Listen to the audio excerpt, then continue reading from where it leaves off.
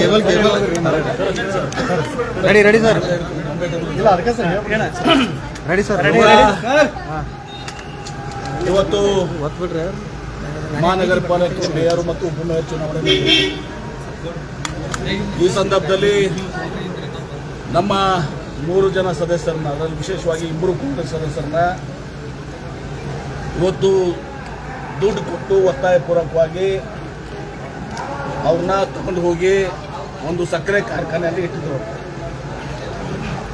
ಇವತ್ತು ಚುನಾವಣೆ high court decision ಆಗಿದೆ. 4 ಜನ ವಿಧಾನ ಪರಿಷತ್ ಸದಸ್ಯರನ್ನು ಸಪ್ರೇಟ್ ಇಡಬೇಕು, ಅವ್ರು ಕೌಂಟ್ ಮಾಡಬಾರ್ದು, ರಿಸಲ್ಟ್ ಡಿಕ್ಲೇರ್ ಮಾಡಬಾರ್ದು ಅಂತೇಳಿ ಇವತ್ತು ಅದಕ್ಕೆ ನಾವು ಬದುಕಿದ ಮುಂಚಿತವಾಗಿ ನಾವೇನು ಹೇಳಿದ್ವಿ ಅಂದರೆ, ನಮ್ಮ ಉಪಾಧ್ಯಕ್ಷರು ದಿನೇಶ್ ಹಳ್ಳಿ ಅವರು ಒಂದು ಲೆಟರ್ ಕೊಟ್ಟರು. ಯಾರೂ ಕೂಡ ಸದಸ್ಯರು ನಮ್ಮ ಅಸೆಟ್ ಮತ್ತು ಲಯಬಿಲಿಟಿನ ಫೈಲ್ ಮಾಡಿಲ್ಲ. BBMP ಕೇಸ್ನಲ್ಲಿ ಈಗಾಗಲೇ ಯಾರು ಅಸೆಟ್ 1 ತಿಂಗಳಲ್ಲಿ ಅವರು ಅಸೆಟ್ ಮತ್ತು ಫೈಲ್ ಮಾಡಿದ್ರೆ ಅವರ ಸದಸ್ಯರು ರದ್ದಾಗ್ತಾರೆ. ನಾವು ಹೇಳಿದ್ದೀವಿ, ಇದು ಹೈಕೋರ್ಟ್ನಲ್ಲಿ ಇರುವುದು ಒಂದು ಇಂಡಿಪೆಂಡೆಂಟು. ಇಲ್ಲಿ ಕಮಿಷನರು ಈಗಾಗಲೇ ಸರ್ಕಾರ ಪತ್ರ ಕೊಟ್ಟಿದ್ದಾರೆ, ಇವರು ಸಲ್ಲಿಸಿಲ್ಲ ಇವತ್ತು ಸಹ ಅಸೆಟ್ ಮತ್ತು ಲಯಬಿಲಿಟಿ. ಹೀಗಾಗಿ ಇವ್ರ ಮೇಲೆ ಕ್ರಮ ಕೈಗೊಳ್ಳಬೇಕು ಅಂತೇಳಿ. ಸೊ ಹೀಗಾಗಿ ಇವರು ಸದಸ್ಯರಲ್ಲ, ಈಗ ಅಧ್ಯಕ್ಷರು ಉಪಾಧ್ಯಕ್ಷರು ಇದೆಲ್ಲನೂ ಕೂಡ ಇದು ಸರಿ ಇಲ್ಲ ಇವತ್ತು ಸಹ ಕಾನೂನಾತ್ಮಕವಾಗಿಲ್ಲ, ಮುಂದೂಡಬೇಕು ಅಂತ ಹೇಳಿದ್ವಿ. ಉಪಾಧ್ಯಕ್ಷ ಆದಾಗೂ ಕೂಡ ಅವರು ಓಟಿಂಗ್ ಮಾಡಿಸಿದ್ರು, ಎಲ್ಲರೂ ರೆಕಾರ್ಡ್ ಮಾಡ್ತೀವಿ ಅಂತ ಹೇಳಿದ್ರು. ಎಲ್ಲರೂ ನಾವೆಲ್ಲ ಹೇಳಿದ್ರೆ ರೆಕಾರ್ಡ್ ಮಾಡ್ಕೊತೀವಿ, ಎಲ್ಲರೂ ಪಾರ್ಟ್ ಆಫ್ ತಗೋತೀವಿ ಅಂತ ಹೇಳಿದ್ರು. ತದನಂತರ ಉಪಾಧ್ಯಕ್ಷಕ್ಕೆ ಬಂದಾಗ ಅಧ್ಯಕ್ಷದ ಓಟಿಂಗ್ ಮಾಡಿಸಿ ಸಪ್ರೇಟ್ ಇಟ್ಕೊಂಡಿದ್ದಾರೆ. ಉಪಾಧ್ಯಕ್ಷ ಬಂದ ಮೇಲೆ ಅವರು ಕೈ ಎತ್ತಿಸುವಂಥದ್ದು, ಪರನೂ ಕೈ ಎತ್ತಿಸಿದ್ರು, ವಿರೋಧನೂ ಅವರೆಲ್ಲರೂ ಕೈ ಎತ್ತಿದ್ರು. ಉಪಮೇಯರ್ಗೆ ಮತ್ತು ಪರ ಮತ್ತು ವಿರೋಧ ಕೈ ಎತ್ತಿರಲ್ಲ, ಸಂದೋಲ ಪ್ರಕ್ರಿಯೆ ಸರಿ ಇರಲಿಲ್ಲ.